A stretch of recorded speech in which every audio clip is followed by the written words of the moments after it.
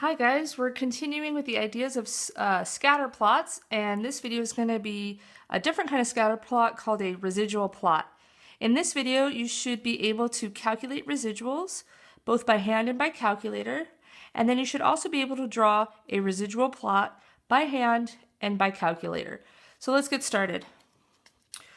We're going to use the same prompt from the previous video, the scatter plot video. So if you don't know what any of these, like how I got that or how I drew that, go back and watch that video and then come back and watch this one.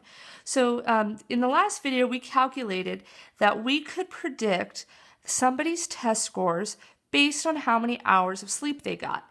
And when we did the math, we got that you can predict somebody's test score based on 35.623 plus 6.379 times hours slept.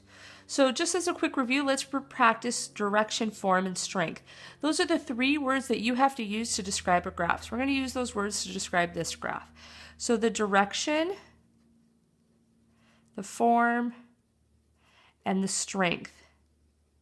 Well, in the previous video, we calculated that the correlation was positive 883. The fact that that's positive, it also tells me the direction is also positive. So by that one number, I've answered two of my three questions. So the direction is a positive association, and the strength is 0.883, and in my opinion, I think that's strong. Now, what we don't know is the form, and the way to prove form, we have to draw a residual plot.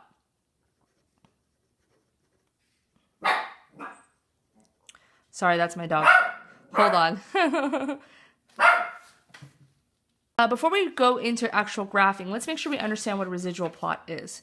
So the definition of a residual plot is that it's a graph that shows the residuals on the y-axis and the independent variable on the x-axis.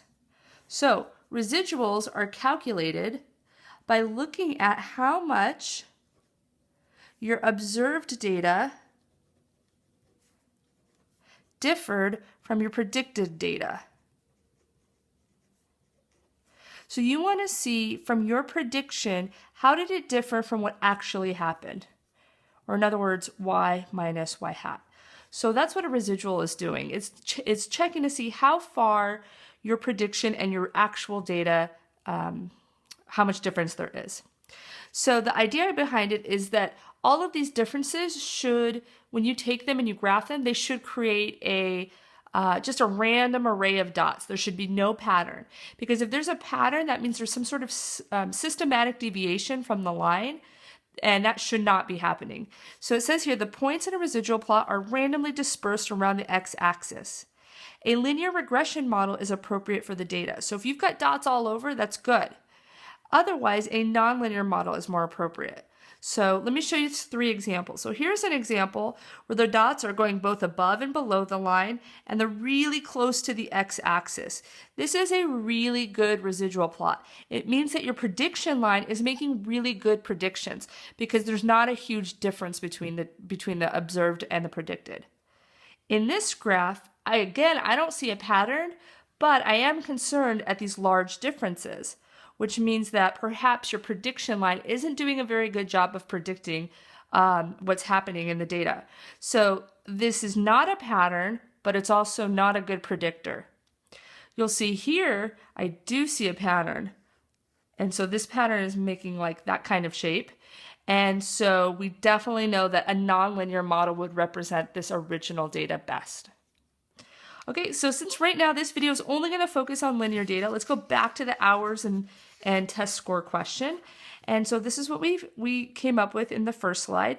And let's say I wanted to calculate, just for practice, a residual by hand. So let's say you wanted to figure out what's the residual for 9 hours. Well, a residual, we said in the previous slide, is y minus y hat. Well, y is what really happens. We're going to go up here to our data, and we're going to look at what did the guy that got 9 hours of sleep get on his test. And we can see right here that with 9 hours of sleep, that student got an 89 on the test.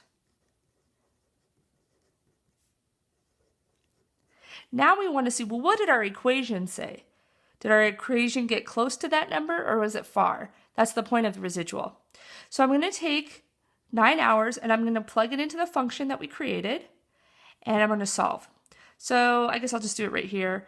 35.623 plus 6.379 times 9 hours. That's our predicted score.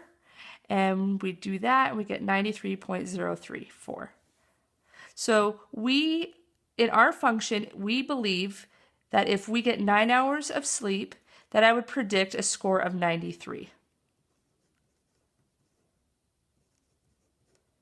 So that residual is, sorry about that, I should have done this, negative 4.04. So that's the residual, that's how far of a distance. So let's look at the picture. So here's 9 hours. This is what actually happened. The person that got 9 hours of sleep got an 89 on the test. This is what we predicted should have happened. And a residual is that difference. So that vertical line is -4 units. The reason it's negative is because it's below the line. If it was above the line, it means it would have been positive.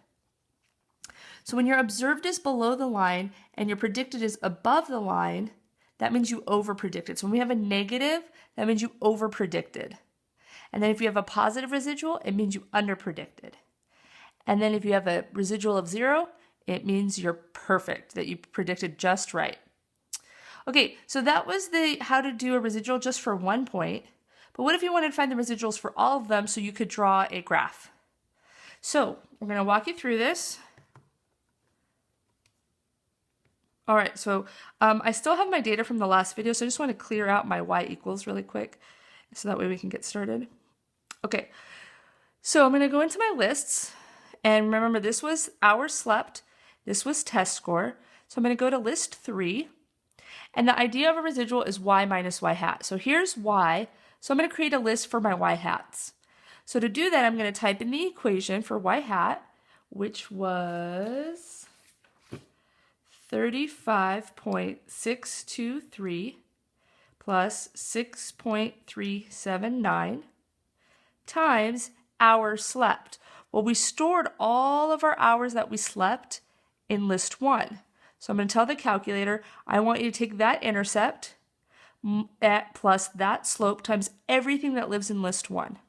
Then you're going to push enter. Before you do that, make sure that the L3 is highlighted, that your cursor's not in here, but up here. So you're going to push enter, and those are all of your predicted values.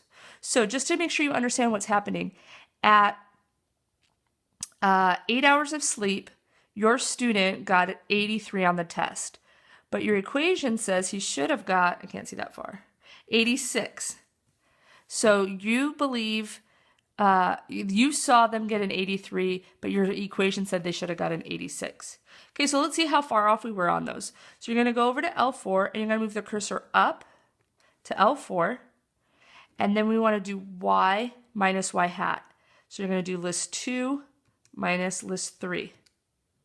So those are all your residuals. So we can see from 83 to 86, we were off by -3 units. And so these are all of your residuals. And now what a residual plot is going to do is it's going to see if those were systematically deviating from the x in a certain pattern or not. And that's what the residual plot is going to show you. So we're going to go back to our scatter plot. So second y equals. And we're going to push number 1. And we want to choose the scatter plot, which is still highlighted. But this time, I want to graph my residuals. Because remember, a residual is when you graph x is still the x, but y is the residuals. And my residuals are located in list 4. So when I graph those, this is what the screen should look like. And when I'm ready to go, I'm going to push zoom 9. And there you go. I don't see any pattern. We've made some bad predictions here, but overall we're pretty close to the x-axis, no pattern. So that means the original form was linear. So if we went back to that first screen where I asked you direction, form, and strength, you would say linear for form. Okay, and lastly, let's say you wanted to graph it by hand. What I did here is I just copied down what we had on our calculator screen for X. This is what I had for list 1, for Y, which was list 2, Y hat, which was list 3, and residuals, which is list 4.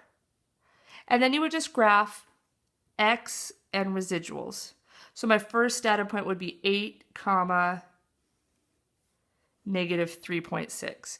So 8, comma, negative 3.6. And you would do that for all of the points.